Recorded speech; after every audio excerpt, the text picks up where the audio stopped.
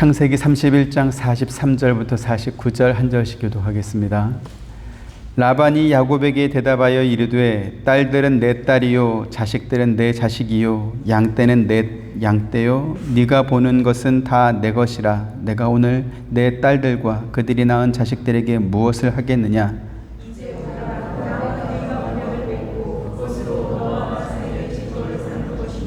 이에 야곱이 돌을 가져다가 기둥으로 세우고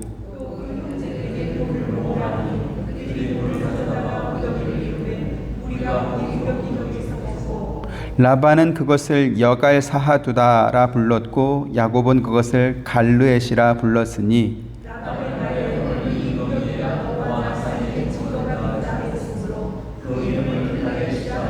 같이 또 미스바라 하였으니 이는 그의 말에 우리가 서로 떠나 있을 때에 여호와께서 나와 너 사이를 살피시옵소서 함이라. 아멘. 지난 시간에 하나님께서 야곱을 찾아오셔서 내 조상의 땅, 내 족속에게로 돌아가라 이렇게 말씀하신 것을 살펴보았습니다. 야곱이 외삼촌이 사는 밧단 아람으로 와서 거기서 결혼도 하고 자식들도 낳고 또 많은 재산도 모았지만 그러나 현재 야곱이 거주하는 곳은 하나님께서 그에게 약속한 땅이 아니었습니다. 고향으로 돌아가라는 하나님의 명령을 들은 야곱은 이제 레아와 라헬에게 자신의 출생지로 돌아가겠다 이렇게 말을 했습니다. 그리고 레아와 라헬 역시 야곱의 뜻대로 가나안 땅으로 돌아가는 것에 동의를 합니다. 오늘 첫 번째 우리가 살펴보려고 하는 것은 야곱이 밧단 아람에서 살던 그 20년 동안 그가 하나님을 기억했다거나 혹은 하나님께 예배했다라고 하는 어떤 내용도 발견할 수 없더라는 것입니다. 야곱이 하나님 앞에 제단을 쌓았다든지 혹은 하나님께 기도했다든지 하다못해 하나님께서 그에게 약속하셨던 그 약속의 내용을 기억했다라는 그러한 기록이 전혀 없습니다. 제단이라고 하는 것은 단순히 종교의식만을 말하는 것이 아니라 하나님과 만남과 교제를 의미하는 것입니다.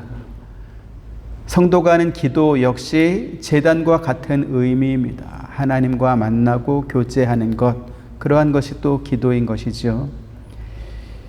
야곱이 아버지의 집을 떠나 밧단 아람에 와서 산 세월이 20년이었습니다.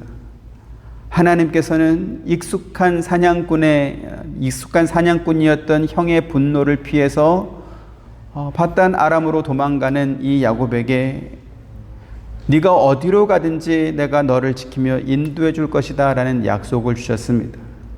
하나님의 이 약속은 야곱이 자기 아내들에게 또 라반에게 했던 말에서도 고스란히 확인될 만큼 하나님의 약속은 야곱의 생애에서 실질적으로 지켜졌었고 또 그것이 야곱의 간증이요 고백이 되었습니다.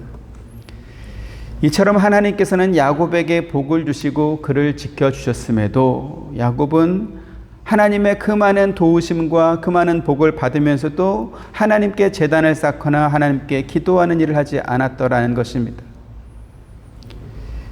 사실 야곱은 라반이 자기에게 약속한 품삯을 10번이나 기준을 바꿔서 제대로 쳐주지 않고 또 4명의 부인과 12명의 자녀들을 부양하면서 힘에 겨울 때가 있었습니다. 그래서 그가 진 어떤 그 가족의 무게가 너무 크다 보니까 마치 집 떠난 탕자가 내 아버지 집으로 돌아가자, 거기는 먹을 것이 풍성한데 내가 이렇게 고생할 이유가 없다 이러면서 집으로 돌아가기로 결정했던 것처럼 야곱도 자기 아버지 집으로 돌아가고 싶었던 어떤 그런 때가 있었죠. 그런데 삼촌이 야곱의 발목을 잡은 것입니다. 내가 품삯을 다시 계산해 주마. 그러면서 새로운 계약을 맺습니다. 그 후로 6년여가 지나는 동안 야곱은 이제 재산이 대단히 많아지는 것입니다. 삼촌이 가진 재산보다 야곱의 재산이 더 많아질 만큼 그렇게 부자가 되어가고 있습니다. 그러자 어떤 일이 생겼습니까? 고향으로 돌아갈 생각을 하지 않는 것입니다. 앞서 말씀드렸던 것처럼 야곱이 삼촌과 폼삭을 재계약한 후에 자기 재산을 이렇게 더 증식해 가던 6년여 동안 하나님께 제단을 쌓거나 기도한 적도 없습니다. 하지만 그럼에도 하나님께서 야곱을 찾아오셔서 그의 걸음을 아버지의 집으로 되돌아가도록 인도해 주고 있습니다. 그래서 이 성경 말씀과 또 야곱을 통해서 우리가 발견하는 것은 무엇이냐면, 하나님께서는 당신의 그 신실하신 성품으로 우리와 항상 함께하며 우리를 돕고 있지만 우리는 하나님을 별로 의식하지 않고 산다라는 것입니다. 야곱만 그런 것이 아니라 우리 역시 마찬가지다. 일반적으로 사람들이 신을 찾을 때는 언제입니까? 신의 도움이 필요할 만큼 아쉬울 때 주로 신을 찾습니다. 하지만 아쉬울 것이 별로 없는 사람들은 신을 찾지 않지요. 야곱처럼 하는 일이 잘 되고 성공의 고속 열차를 탄 사람일수록 신을 찾지 않습니다. 하나님을 믿는 사람들도 크게 다르지 않을 것입니다. 어렵고 힘들 때, 답답한 일이 생겼을 때는 새벽 예배도 열심히 하고 금식 기도도 하고 하나님께 서원도 하면서 하나님 이 일만 이루어주면 내가 이렇게 하겠습니다. 별별 기도를 다 하지요. 하나님의 뜻대로 살겠다고 막 말을 합니다. 하지만 바라던 소원이 이루어지고 하는 일이 잘 되면 어떻게 됩니까? 자기가 성공하는 것이 마치 하나님이 영광 받는 것처럼 그렇게 생각하고, 그래서 하나님께 영광 돌린다는 핑계로 자기의 성공을 위해서 더 달려가는 일을 하게 되는 것입니다. 그게 바로 사람입니다. 가장 대표적인 신화가 이런 것입니다. 제가 지금 신화라고 말씀드리는 것은 그것이 허구라는 것이고 거짓말이라는 것입니다. 제가 군대를 제대하고 이제 교회로 돌아와서 학생부 전도사 사역을 할 때에 교회 집사님들이 저에게 찾아와서 가장 많이 한 말이 이런 것이었습니다. 우리 자녀가 대학 갈 때까지만 학생부에서 뭐 특별히 봉사하는 일 맡기지 말고, 또 주일날 교회 빠지더라도 너무 아이한테 야단치지 말아달라, 이런 부탁을 하시는 겁니다. 그러면서 이렇게 말합니다. 주일날 학원도 가야 되고 또 내신 성적 올리려면 시험 공부도 열심히 해야 되는데 어떻게 매주 교회 오겠냐. 그러니까 중간중간 빠지더라도 너무 그렇게 야단치지 마라. 어쨌든 우리 아이가 좋은 대학에 가야 하나님도 영광 받지 않겠냐. 이런 말씀들을 하셨습니다. 그런 말씀을 하시는 분들이 보통 남전도회, 여전도회 회장 집사님들, 또 주일학교 부장 선생님, 이렇게 이런 식으로 이렇게 말을 하는 겁니다. 이렇게 부모님의 비호와 또 담당 전도사의 묵인 아래 합법적으로 교회를 빠지게 된 이 학생이 좋은 대학교 갔다. 그러면 하나님께 영광을 돌리면서 교회로 돌아올까요? 아니면 안 돌아올까요? 어떻게 됐을 것 같습니까? 객관적인 증거를 우리는 이미 가지고 있습니다. 우리가 코로나 시대를 지나오면서 확인한 것이 있죠. 연어는 태어난 고향으로 반드시 돌아가지만 한 번 교회를 떠난 성도들은 쉽게 돌아오지 않더라는 것을 우리가 확인하고 있습니다.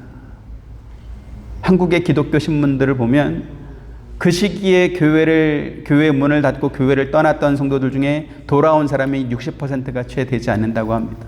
40% 그 이상의 성도들은 아직도 돌아오지 않고 있습니다. 제가 묻습니다. 자녀가 좋은 대학교에 입학하면 정말 하나님의 영광을 받으십니까? 사실입니까? 아닙니까? 혹시 그 영광은 그 아이의 부모님이 받는 것 아닙니까? 많은 목사님들과 또 신학교 교수들이 코로나 시대에 교회에 모여서 이렇게 예배를 드리면 세상 사람들이 교회를 욕하게 되고, 그러면 전도의 문이 막혀서 하나님의 영광을 가리게 된다, 이렇게 가르쳐 왔습니다. 그래서 그 시기에는 교회의 평판을 좋게 하기 위해서, 또 앞으로 있을 전도를 위해서 코로나 문제가 해결될 때까지 교회의 문을 닫는 게 그게 맞다. 그게 하나님께 영광을 돌리는 것이다. 그렇게 가르치기도 했습니다. 정말 이상하지 않습니까? 하나님께 영광을 돌리기 위해서 좋은 대학 들어갈 때까지 한동안 교회를 떠나야 되고, 또 교회의 평판을 좋게 하기 위해서 교회 문을 닫아야 한다라고 한다면 차라리 교회를 없애고 예배드리는 사람이 없으면 하나님이 더 많은 영광을 받지 않겠습니까? 하나님께서는 사람과 함께하기 위해서 자기 아들도 아끼지 않고 내주셨는데, 그런데 사람은 어떻게 합니까? 틈만 나면 하나님을 떠날 궁리를 하고 있는 것입니다. 하나님을 떠나 살면서도 하나님을 기억조차 하지 않는 것입니다. 우리가 성경을 읽으면서 이거는 야곱 이야기야, 이거는 사울 왕 이야기야, 이렇게 수천 년 전에 옛날 사람 이야기로 치부하면 안 되는 이유가 바로 이것입니다. 야곱이 삼촌으로부터 품삯도 제대로 받지 못하고 그의 삶이 힘들 때는 아버지 집으로 돌아가는 게 차라리 낫겠다. 아버지는 부자이니까 내가 가면 먹여 살려는 주지 않겠냐. 그렇게 생각을 했었는데 삼촌 집에서 부자가 되고 있으니까 이제는 계속 그곳에 눌러 앉으려고 하고 있는 것입니다. 더 심각한 것은 야곱이 그동안 하나님께 제단을 쌓거나 기도한 적도 없다라는 것이죠. 그저 자기의 삶을 열심히 살았고 하나님 없이 살면서도 별로 불편해하지 않았더라는 것입니다. 그런데 놀랍게도 하나님께서는 그러한 야곱을 찾아오셔서 아버지의 집으로 돌아가라, 내 조상의 땅, 내 족속의 땅으로 돌아가라, 이렇게 말씀하고 있습니다. 그리고 야곱은 하나님의 말씀을 듣고 고향으로 돌아가게 됩니다. 계속 말씀드리지만 신실하신 하나님께서는 야곱의 믿음이나 혹은 그의 인격이나 혹은 그가 행한 어떤 행위와 상관없이 그와 함께 하시고 그에게 복을 주시고 그를 지켜주셨습니다. 이와 같은 성경의 원리는 야곱뿐만 아니라 오늘 저와 여러분에게도 똑같이 적용되는 줄 믿습니다. 하나님께서는 당신이 택하신 백성, 당신의 자녀가 어디서 무엇을 하고 있든지 지켜주시고 또 보호해 주십니다. 야곱처럼 다시 돌아가야 될 조상의 땅이 있음에도 불구하고 세상 성공에 취해서 다시 돌아갈 생각조차 하지 않고 있을 때 하나님께서 그를 찾아오셔서 다시금 제자리로 돌아가도록 그렇게 해주시는 것이지. 오늘 예배드리는 우리 가운데 어떤 분들은 모태신앙으로 태어나서 일평생 교회와 함께 살아온 분들도 있을 것입니다. 저는 사람이 세상에 살면서 받을 수 있는 가장 큰 복이 바로 모태신앙이다, 이렇게 생각하고 그 모태신앙으로 태어난 분이 일평생 교회를 떠나지 않고 하나님과 동행하며 산 것이다, 이렇게 생각합니다.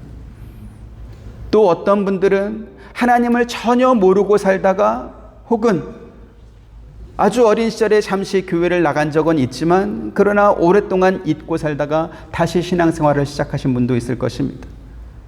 그런가 하면 믿음의 가정에서 태어나서 상당히 오랜 시간 신앙생활을 했지만 야곱처럼 어떤 계기로 인해서 한동안 믿음을 떠나 살다가 다시 돌아오신 분도 있을 것입니다. 하지만 우리가 어떤 사례에 속하든지, 첫 번째든지 두 번째든지 세 번째든지 어떤 사례에 속하든지 간에 분명한 사실은 무엇입니까? 하나님께서 우리를 부르시고 붙잡아 주셨기 때문에 오늘 저와 여러분들이 이렇게 함께 모여서 예배할 수 있게 되었다라는 사실입니다. 우리가 언제 신앙의 철이 들어서 하나님을 먼저 찾은 적이 있습니까? 우리가 언제 하나님을 기쁘시게 해드리려고 자기를 희생하고 손해본 적이 있습니까? 우리는 그런 적이 없습니다. 하나님께서는 이사야 선지자를 통해서 이스라엘 백성들의 위선적인 신앙생활을 이렇게 지적하고 있습니다. 이사야 58장 2절 3절 그들이 날마다 나를 찾아 나의 길 알기를 즐거워함이 마치 공의를 행하여 그의 하나님의 규례를 저버리지 아니하는 나라 같아서 의로운 판단을 내게 구하며 하나님과 가까이 하기를 즐거워하는도다.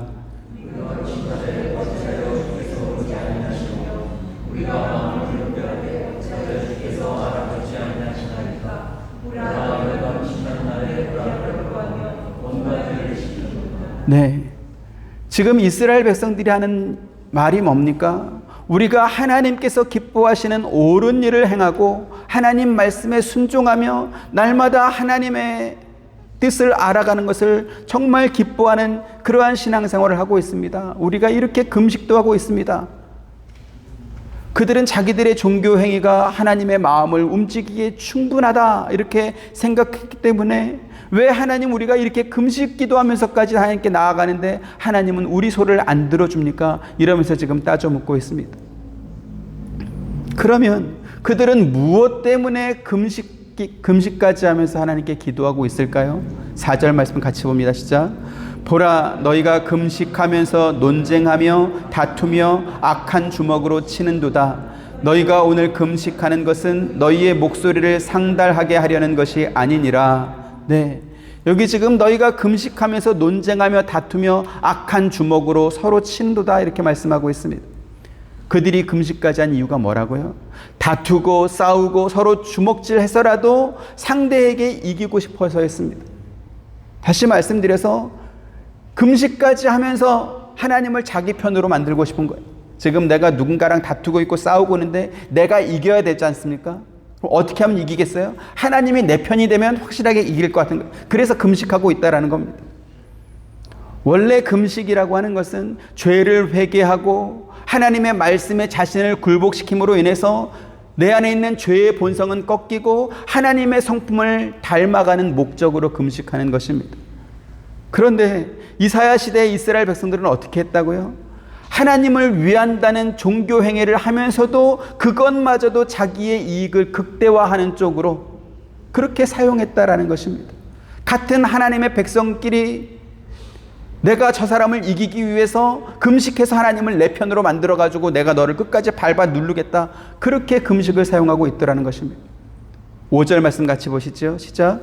이것이 어찌 내가 기뻐하는 금식이 되겠으며 이것이 어찌 사람이 자기의 마음을 괴롭게 하는 날이 되겠느냐. 그의 머리를 갈대같이 숙이고 굵은 배와 재를 펴는 것을 어찌 금식이라 하겠으며 여호와께 연락될 날이라 하겠느냐. 그랬습니다. 하나님께서는 그들이 머리를 갈대처럼 이렇게 훅 숙여가지고 겸손한 모습을 보여주고 굵은 베옷을 입고 재를 깔고 누워서 하나님 앞에 간절함을 보인다 할지라도 내가 너희들의 그러한 행위에 속지 않겠다 이렇게 말씀하고 있습니다. 계속해서 6절부터 9절 또 봅니다. 내가 기뻐하는 금식은 흉악의 결박을 풀어주며 멍에의 줄을 끌어주며 압제당하는 자를 자유하게 하며 모든 멍에를 꺾는 것이 아니겠느냐.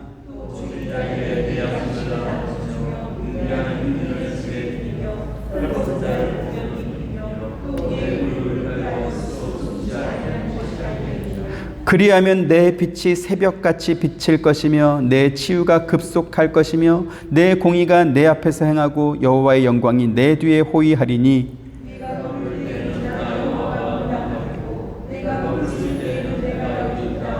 네, 여기 지금 많은 사례를 들고 있지만 이 모든 것을 한마디로 요약하면 무엇입니까? 그것은 너에게 은혜를 되갚을 수 없는 사람에게 너 자신을 희생할 수 있느냐, 네가 손해볼 수 있느냐라는 것입니다. 내가 하나 도와주면 하나 도움받고 내가 둘 도와주면 둘 도움받고 이렇게 주고받을 수 있는 그러한 상황이 아니라 네가 10개를 도와줘도 한 개도 되갚을 수 없는 그러한 사람에게 너는 희생할 수 있냐? 너는 손해볼 수 있냐? 지금 이것을 말씀하고 있습니다. 같은 맥락에서 예수님께서 제자들에게 이렇게 말씀합니다. 요한복음 15장 13절 14절 사람이 친구를 위하여 자기 목숨을 버리면 이보다 더 큰 사랑이 없나니. 네, 사람이 친구를 위하여 자기 목숨을 버렸습니다. 그러면 되갚을 길은 있습니까? 되돌려 받을 길은 있습니까? 없습니까? 이미 죽었는데 어떻게 되돌려 받아요? 그럼 그걸로 끝이지요. 그렇죠?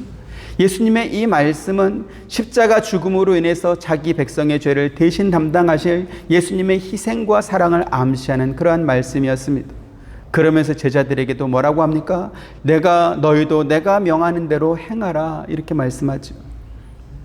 예수님의 이 말씀과 이사야 선지자가 한 말을 비교해 보시면 당시 이스라엘 백성들이 금식하면서 하나님께 불평했던 것이 얼마나 잘못된 행위였는가를 우리가 알 수 있습니다. 그나마 사람들이 하나님을 기쁘시게 하기 위해서 행한다라고 하는 이 신앙 행위마저도 사람들은 하나님의 뜻대로 하지 않고 자기들을 위해서 할 때가 많습니다. 그런데요, 솔직하게 더 말하면 보통의 사람들은 하나님을 전혀 의식하지 않고 살 때가 많습니다.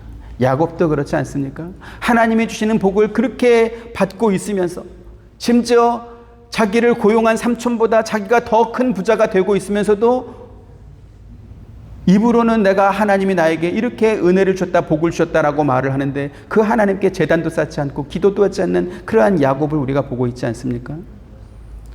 그럼에도 하나님께서는 야곱 같은 사람, 저와 여러분 같은 사람들을 그냥 내버려 두지 않으시고 성령님을 보내어 우리가 하나님 앞에 나올 수밖에 없도록 그렇게 또 인도해 주고 있습니다.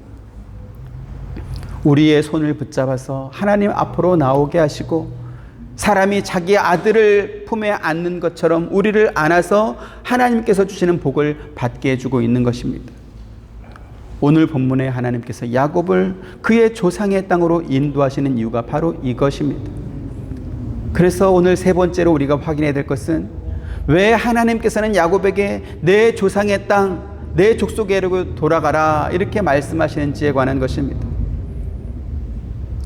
하나님께서는 야곱이 분노한 자기 형을 피해서 아버지의 집을 떠나 삼촌 집으로 도망갈 때부터 네가 어디로 가든지 내가 너와 함께하며 너를 지켜주고 너에게 복을 주겠다고 약속했습니다.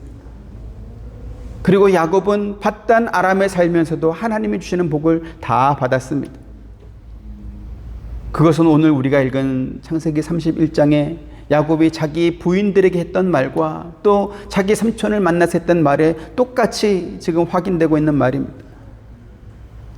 문제는 이것입니다. 야곱이 그의 조상 땅인 가나안까지 가지 않았어도 그와 함께 하시는 하나님의 복을 야곱이 이미 충분히 받았더라는 것입니다.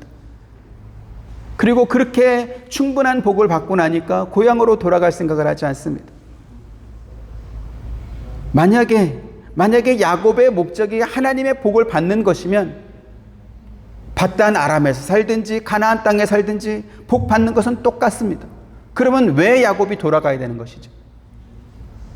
여기 살아도 하나님께서 주시는 복을 받고 저기 살아도 하나님께서 주시는 복을 받는데 그러면 왜 굳이 가나안으로 가야 되느냐 이것입니다. 그것은 가나안 땅이라고 하는 곳이 단지 하나님께서 아브라함에게 복을 주겠다라고 하는 약속의 어떠한 장소의 개념만이 아니라 하나님께서 자기 백성을 위해서 특별하게 구별한 땅이기 때문에 그런 것입니다.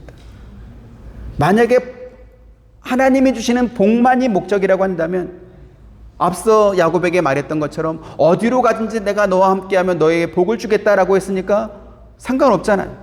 밧단 아람에 있든 애굽에 있든 가나안에 있든 하와이에 있든 게 무슨 상관이겠어요? 근데 왜 굳이 가나안으로 가야 되느냐? 그것은 하나님께서 자기 백성을 위해서 특별하게 구별한 곳이 가나안 땅이기 때문에 그렇습니다. 성경의 증거를 통해 우리가 확인해 보겠습니다. 하나님께서 세상을 창조하셨을 때 그 모든 창조물들은 하나님 보시기에 좋았습니다. 그런데 하나님께서는 당신의 형상과 모양을 따라 만드신 사람들을 위해서 특별히 한 장소를 추가로 더 만드셨습니다. 그곳이 어디입니까? 에덴 동산입니다. 창세기 2장 8절 같이 보시죠. 시작. 여호와 하나님이 동방의 에덴에 동산을 창설하시고 그 지으신 사람을 거기 두시니라. 이미 하나님이 창조하신 모든 창조물들이 다 하나님 보시기에 좋았는데 그런데 하나님이 만드신 그 사람을 위해서 에덴 동산을 따로 창설하신 것입니다. 그러면 왜 하나님은 그 에덴 동산을 추가로 만드셨을까요? 창세기 3장 8절 또 같이 봅니다. 시작. 그들이 그날 바람이 불 때에 동산에 거니시는 여호와 하나님의 소리를 듣고 아담과 그의 아내가 여호와 하나님의 낯을 피하여 동산 나무 사이에 숨은지라 이랬습니다. 아담과 하와가 동산에 거니시는 여호와 하나님의 소리를 들었다 이렇게 말씀하고 있습니다. 제가 사는 집은 엘리베이터 바로 옆에 있습니다.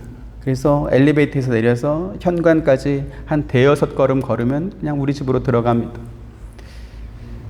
그런데요, 제가 엘리베이터에서 내려서 우리 집 현관까지 오기 전에 주인은 아빠가 온 것을 압니다. 그래서 현관문을 잡기도 전에 아빠 왔다 그 소리가 안에서 들립니다. 그래서 제가 물었습니다. 주희야, 너 어떻게 알았어 아빠 온지? 그랬더니 아빠가 오는 소리를 들었대요. 아빠가 오는 소리가 들려? 그랬더니 아빠가 가지고 다니는 자동차 열쇠 소리를 들었다는 거예요. 그래서 그 열쇠 소리가 들리면 아, 아빠가 왔구나. 방에서 놀면서도 들리는 거예요. 한두 번 들어서 어떻게 그 열쇠 소리가 아빠가 오는 소리인지 알았겠습니까?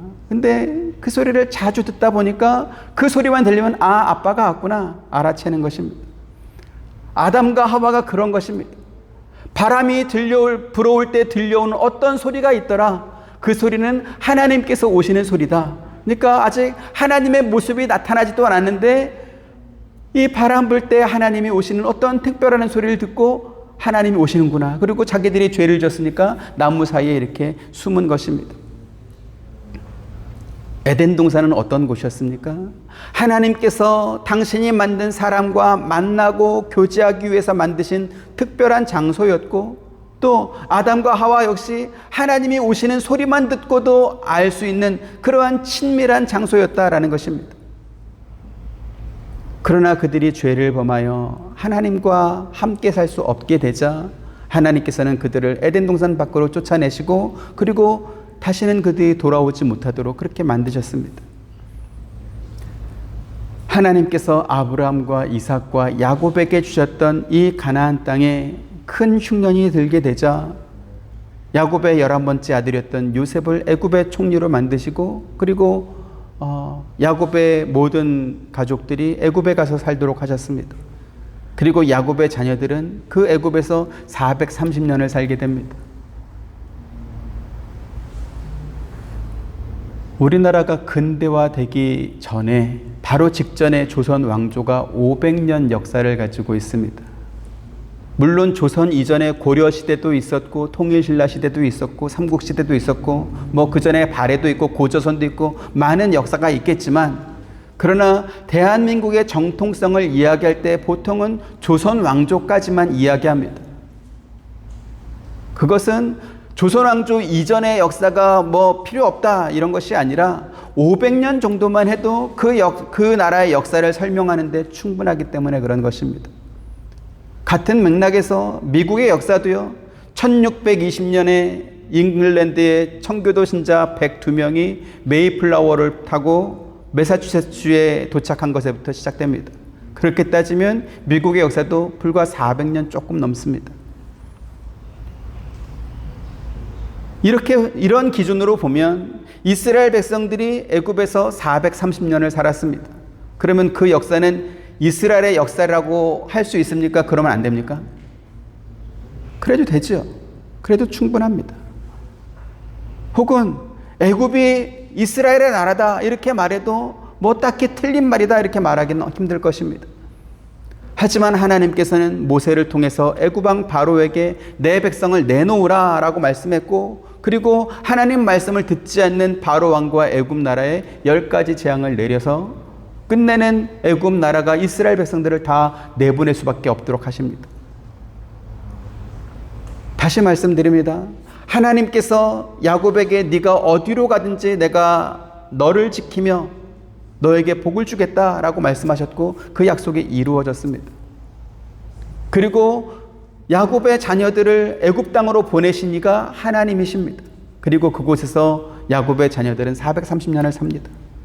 근데 왜 하나님께서는 그 이스라엘 백성들을 애굽이 아니라 가나안 땅으로 가라고 말씀하시고 바로와 애굽에게는 10가지 재앙을 내리셨을까요?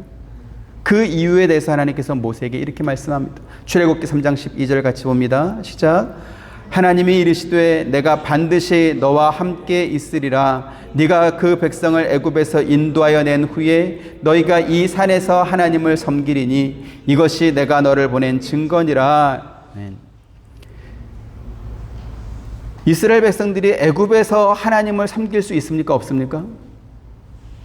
섬길 수 있겠죠. 왜 못 섬기겠습니까?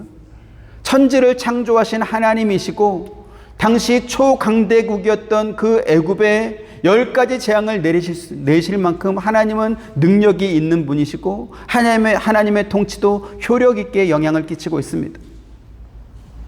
그러한 하나님이시니 차라리 애굽 나라를 이스라엘 나라로 바꿔줄 수 있지 않겠습니까? 근데 하나님께서는 가나안 땅으로 가라 하고 말씀하십니다. 왜요? 지금 우리가 읽은 성경에서도 확인하는 것처럼 너희가 이 산에서 하나님을 섬기리니 이것이 내가 너 모세를 보낸 증거니라 이렇게 말씀합니다. 하나님께서는 자기 백성이 마치 돌보아줄 사람 하나 없는 고아나 혹은 아무 데서나 잠을 자는 노숙자처럼 그렇게 살도록 내버려 두지 않으시는 분입니다. 하나님은 사람을 처음 창조하실 때부터 그들과 만나고 교제하기 위해서 에덴 동산을 만드셨습니다. 갈대아 우르에 살던 아브라함을 가나안 땅으로 가라고 말씀하셨고, 또 애굽에서 430년이나 살던 이스라엘 백성들을 다시 가나안 땅으로 보내서 거기서 하나님께 예배하고 거기서 하나님을 만나고 교제하도록 하셨습니다. 그 하나님께서 다시 신약의 성도들을 부르고 있습니다. 자기 백성들을 구원하기 위해서 하나밖에 없는 예수 그리스도를 십자가의 희생으로 내어주신 하나님께서는 그 구원하신 백성을 교회로 부르고 있다는 것입니다. 사도행전 20장 28절 같이 봅니다. 시작. 여러분은 자기를 위하여 또는 온 양떼를 위하여 삼가라. 성령이 그들 가운데 여러분을 감독자로 삼고 하나님이 자기 피로 사신 교회를 보살피게 하셨느니라. 네. 지금 이 말씀은 로마로 가서 복음을 전하고 순교할 것을 각오한 사도 바울이 에베소 교회의 장로들을 불러서 그들에게 교회를 부탁하며 한 말입니다. 하나님께서 교회의 장로들에게 자기 피로 사신 교회를 보살피게 하셨습니다. 왜 하나님께서는 장로들에게 이 교회를 맡기셨을까요? 모세에게 말씀하셨던 것처럼 그곳이 바로 하나님을 예배하고 섬기는 곳이고 또 하나님께서 자기 백성과 만나서 교제하는 곳이기 때문에 그렇습니다. 고린도전서 1장 8절 9절도 봅니다. 주께서 너희를 우리 주 예수 그리스도의 날에 책망할 것이 없는 자로 끝까지 견고하게 하시리라.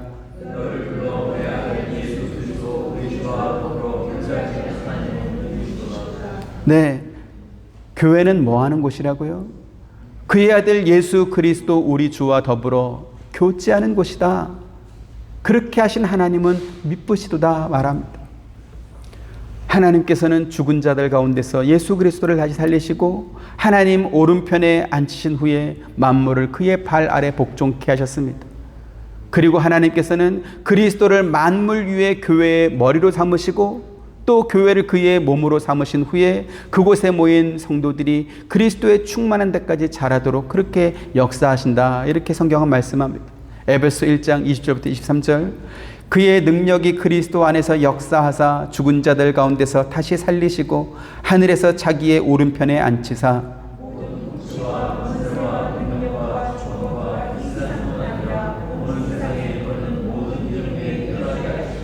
또 만물을 그의 발 아래에 복종하게 하시고 그를 만물 위의 교회의 머리로 삼으셨느니라.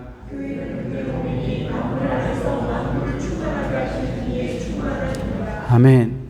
하나님께서 이렇게 자기 백성을 교회로 불러 모으시고 그 안에서 그리스도의 완전한 경지에까지 이르도록 우리로 하여금 성장케 하시는 이유는 무엇일까요? 요한일서 1장 3절 또 같이 봅니다. 시작. 우리가 보고 들은 바를 너희에게도 전함은 너희로 우리와 사귐이 있게 하려 함이니 우리의 사귐은 아버지와 그의 아들 예수 그리스도와 더불어 누림이라. 아멘. 하나님 아버지와 그의 아들 예수 그리스도와 함께 사귀는 그 친밀한 관계를 우리도 얻게 하기 위해서 교회로 부르신다라는 것입니다. 그리고 이 특별하고 친밀한 사귐은 사도 요한의 고백과 같이 먼저는 구원받은 성도들의 모임인 교회에서 이루어집니다. 그리고 최종적으로는 그리스도께서 우리를 위해 예비하신 우리의 영원한 처소가 있는 천국에서 완성될 것입니다. 하나님께서 야곱에게 내 조상의 땅, 내 족속에게로 돌아가라 라고 말씀하신 이유가 바로 여기에 있습니다. 하나님께서는 당신의 백성을 거룩하게 구별된 특별한 장소로 부르시고 그곳에서 하나님의 백성과 만나시며 친밀한 교제를 나누십니다. 그곳이 구약에서는 가나안 땅이었고 신약에는 교회인 것이며 또 앞으로 우리가 누리게 될 영원한 천국의 영광과 기쁨일 것입니다. 저와 여러분이 이와 같은 은혜와 복을 받은 줄 믿습니다. 마지막 네 번째로 야곱과 라반이 맺은 미스바 언약에 관해서 살펴보도록 하겠습니다. 야곱은 자기가 고향으로 돌아간다라고 했을 때 삼촌이 그것을 거절하고 싫어할 것이라고 예상했습니다.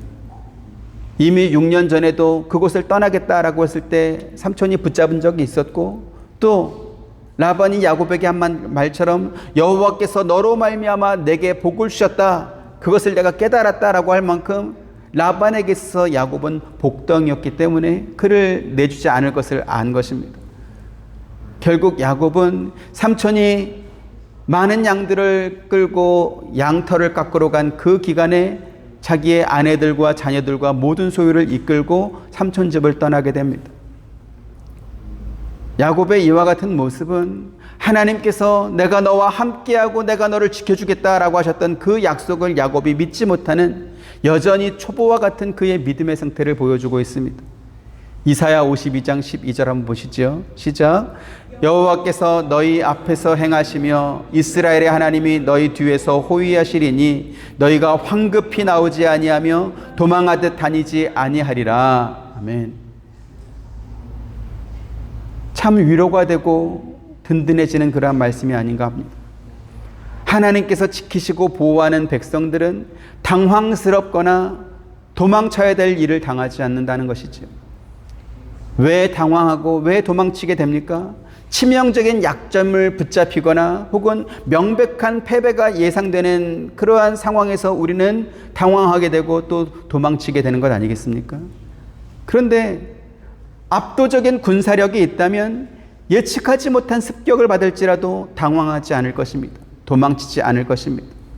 지금 이사야 52장의 이 말씀은 전쟁 중인 군대가 진지를 이동할 때의 어떠한 모습을 연상하게 합니다. 우리가 잘 아는 삼국지나 손자병법 같은 그러한 책을 보면 전쟁 중인 군대가 진지를 이동할 때 그냥 가는 것이 아니라 말을 탄 기마병들로 하여금 먼저 앞에 가서 사방을 살피게 합니다.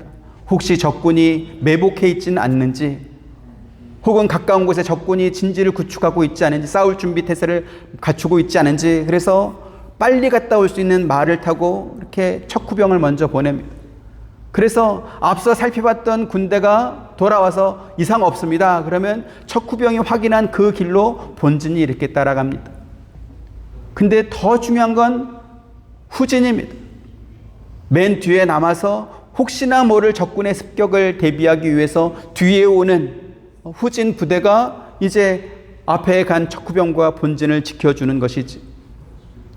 우리가 잘 아는 삼국지의 제갈공명이나 사마의 같은 사람이 바로 이와 같은 매복과 습격을 대단히 잘했던 전쟁 전략가였습니다. 그런데요, 아무리 신통방통한 전략가라 할지라도 상대방을 기습했을 때 승리할 가능성이 있어야 매복도 효과가 있고 습격도 효과가 있는 것이지, 싸워서 도무지 이길 수 없다, 습격을 해도 기습을 해도 매복을 해도 이길 가능성이 없다 그러면 백약이 무효인 것입니다. 그건 소용이 없습니다. 최근 몇 년간 북한의 김정은이 대륙간 탄도미사일을 쏜다, 무슨 미상의 발사체를 쏜다, 그래서 시도 때도 없이 미사일을 날려대고 있습니다. 하지만 압도적인 군사력으로 무장한 한미연합군이 눈도 깜짝하지 않습니다. 왜요? 습격 같은 거거든요. 미사일은 습격 같은 것입니다. 한두 발 명중시킬 수 있겠죠. 그러나 그것으로 전쟁이 끝나면 어떻게 얼마나 좋겠습니까마는 원래 전쟁이라는 것은 압도적인 군사력으로 그 땅을 밟고 정복해야 끝나는 거거든요. 그래서 북한이 그렇게 쏴서 서울에 떨어뜨리고 부산에 떨어뜨린다 할지라도 압도적인 군사력이 있는 한미연합군이 북한을 이길 수 있기 때문에 눈도 깜짝하지 않는 것입니다.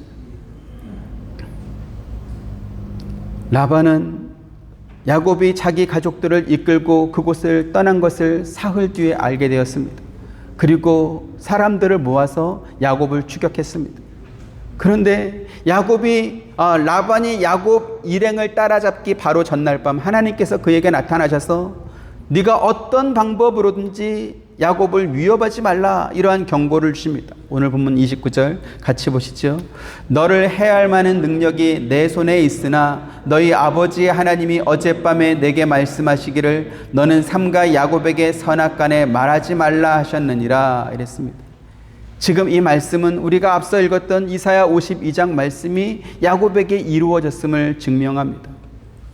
하나님께서 그의 앞에서 행하시고 그의 뒤에서 호위하고 있기 때문에 그 어떤 대적이라도 야곱을 해칠 수가 없는 것입니다. 하나님을 믿는 것이 무엇입니까? 아쉬운 일이 생겼을 때 신에게 도움을 구하는 것입니까? 오랫동안 교회를 다녀도 그 정도 수준에만 머물러 있기 때문에 이제 막 신앙생활한 사람이나 30년, 40년 교회 다닌 사람이나 별 차이가 없는 것입니다. 아쉬울 때 신에게 도움 구하는 것, 그게 믿음의 전부라면 그렇게 오랫동안 신앙생활할 이유는 뭐 있습니까? 이사야 52장 말씀처럼 하나님께서 내 앞에 가시고 내 뒤를 지켜주기 때문에 나는 당황할 일 없고 도망갈 일 없다라는 어떠한 그런 분명한 믿음이 있어야 되지 않겠습니까? 하나님의 약속을 믿으시고 언제 어디서든지 누구를 만나시든지 당당하게 신앙생활 하시기를 주님의 이름으로 축원드립니다. 본문 44절 48절도 봅니다.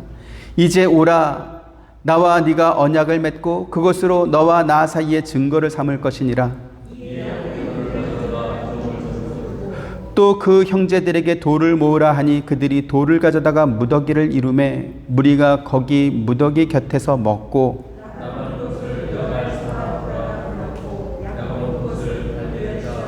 같이 라반의 말에 오늘 이 무더기가 너와 나 사이에 증거가 된다 하였으므로 그 이름을 갈르엣이라 불렀으며 이랬습니다. 26절부터 42절까지에는 외삼촌 몰래 밧단 아람을 떠날 수밖에 없었던 야곱과 또 그를 추격해온 라반이 서로에 대해서 섭섭한 감정을 토로하는 그러한 대화 내용이 나옵니다. 하지만 그 대화의 결말은 무엇이었죠? 화해의 증표로 증거 돌기둥을 세우고 돌무더기를 모으고 그 기둥에 이름을 붙여서 두 사람만 아니라 앞으로 이제 대대로 이어질 그의 후손들 간에 서로 간에 불가침 조약을 맺는 것입니다. 특이한 것은 라반은 그 돌무더기의 이름을 갈대아어로 증거의 무더기다라는 뜻을 가진 여갈 사하두다라고 불렀고 또 야곱은 같은 뜻을 가진 히브리어로 갈르엣이라 불렀다 이렇게 했습니다. 그런데요, 야곱은 그 돌무더기에 이름을 붙이는 것에 끝나지 않고 거기서 한 걸음 더 나아가서 하나님께서 지켜주길 원한다라고 하는 뜻의 미스바라는 새로운 이름을 또 불러줍니다. 49절 같이 봅니다. 시작. 또 미스바라 하였으니 이는 그의 말에 우리가 서로 떠나 있을 때에 여호와께서 나와 너 사이를 살피시옵소서 함이라 이랬습니다. 라반이 지금 야곱과 이와 같은 조약을 맺는 이유가 있습니다. 그건 뭐냐면 자기가 죽고 난 이후에 야곱과 결혼한 두 딸이 아버지의 유산을 받겠다라고 하며 돌아왔을 때 혹시 자기 아들들과 야곱 사이에 다툼이 생기지 않을까 하는 그 염려를 지금 하고 있는 것입니다. 앞서 말씀드렸던 것처럼 라반은 하나님께서 야곱과 함께 하셔서 그에게 복을 주고 있다는 것을 확인했습니다.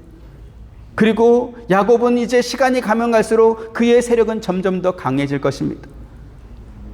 하지만 아무리 라반이 자기 아들을 이렇게 편애하며 살펴봐도 자기 아들들은 야곱에 미치지 못하죠.